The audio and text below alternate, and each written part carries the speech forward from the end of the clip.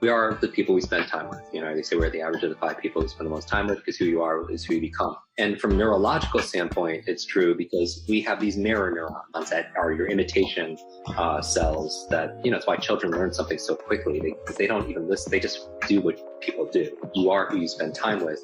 Because here's the thing, when it comes to your learning and your brain performance, your power, it's not just your biological networks or even your neurological networks, it's your social networks, right? So that's why mastermind groups are so important, having tight, positive peer groups, being around people that inspire you, that challenge you. One incident in your life could change everything.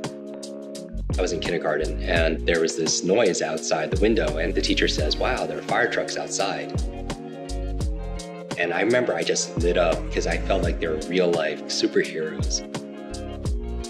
I couldn't see outside the window and all the kids started grabbing their chairs.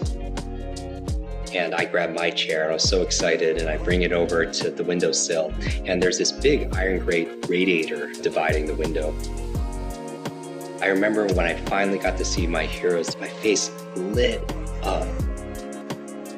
And about a split second after that, one of the other children grabbed my chair and I went face first, head first, right into the radiator.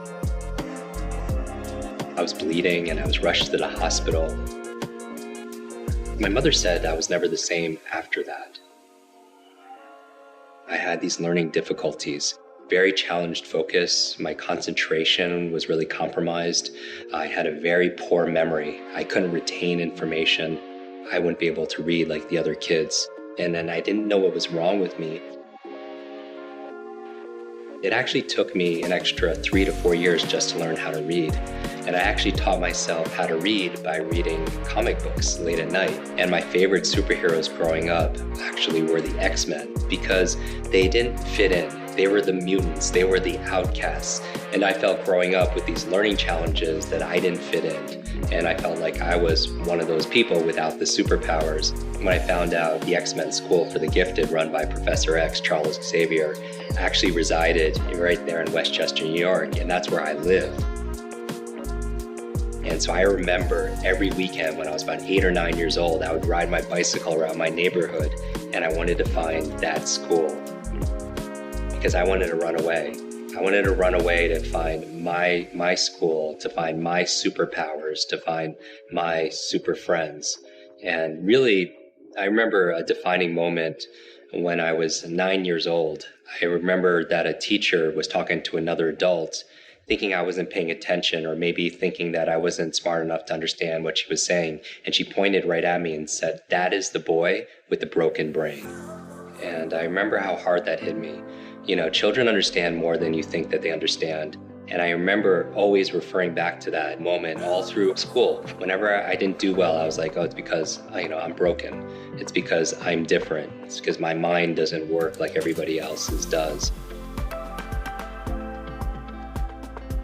So all of high school was my struggles. I would work so much harder than everybody else. And I always thought it was unfair because my grades didn't reflect that. But I was lucky enough to get into a university.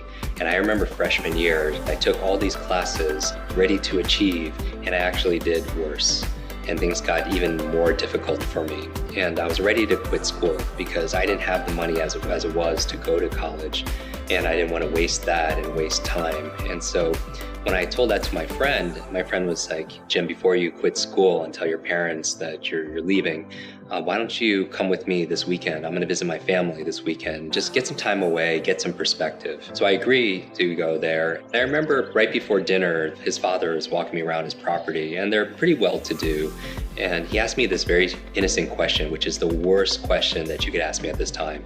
He says, "Jim, how's school?" And it just hits me.